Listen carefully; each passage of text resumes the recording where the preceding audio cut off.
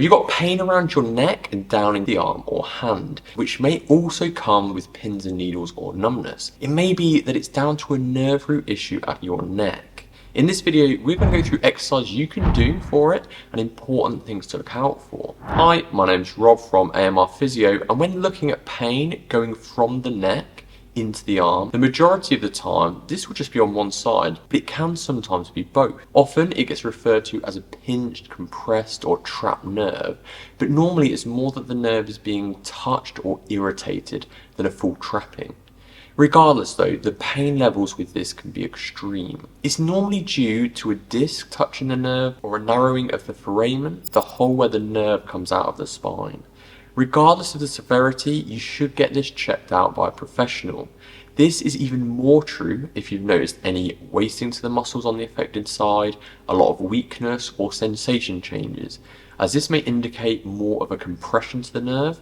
Also, if you have any balance or coordination problems, then you really need to get this checked out. Once you've had everything cleared, then you can try some exercises to help with this. Exercise number 1. The idea of this is almost opening things up with the neck. So you'll be bringing your chest up and then be tucking your chin back, almost as though giving yourself a double chin.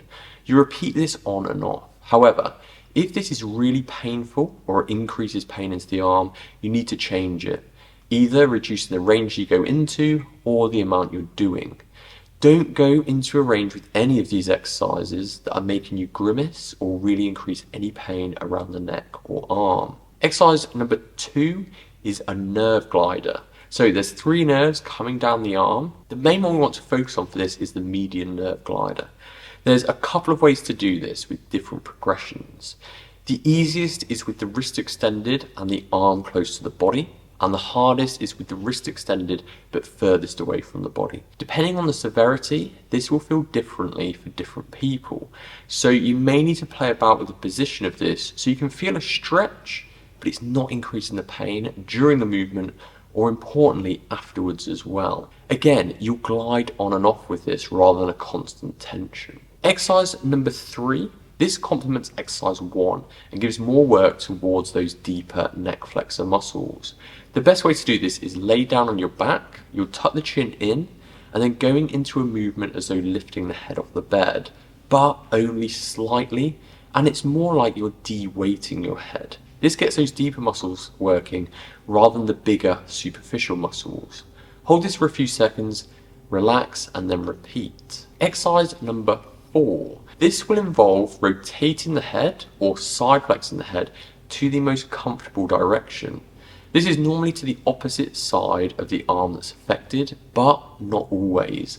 And sometimes people don't have a preferred direction, it's just all painful. However, if you do have it where turning one way is really painful and increases more of the arm pain, and the other direction is not painful or makes it feel better, then use that as an exercise, going in and out of the range into that preferred side. Exercise number 5. These are isometrics, so it will involve activating the muscles around the neck without having to move the neck itself. Use your hand to push your head into it, so activating the muscles, but do it for all directions. So pushing into the hand forwards, pushing backwards. You can do this against a wall or your hand. You can do this sideways and then also through resisting rotation. And do this both sides for each of them. Again, as long as the pain isn't too much. Hold for a few seconds, relax and then repeat, working to build up on the number of reps. Normally with this condition, you would expect to see a really good improvement within 4 to 6 months. So it's not a really quick one to recover from, but doing the exercises can help in this journey. You also need to make sure that any really aggravating activities in the day are also reduced.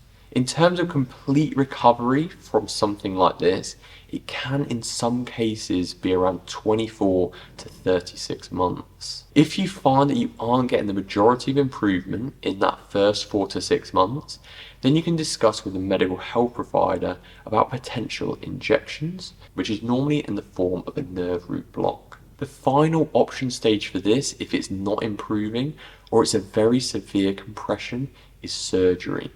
This can show better short-term pain outcomes, but it obviously comes with higher risk associated with it. And long-term, it's shown there's very little differences between surgical and non-invasive outcomes like physiotherapy. In terms of the reps and sets to do for these exercises, along with other non-invasive treatment options, check out this video here for how to safely and effectively progress the rehab, and other things you'll need to consider in the management of this.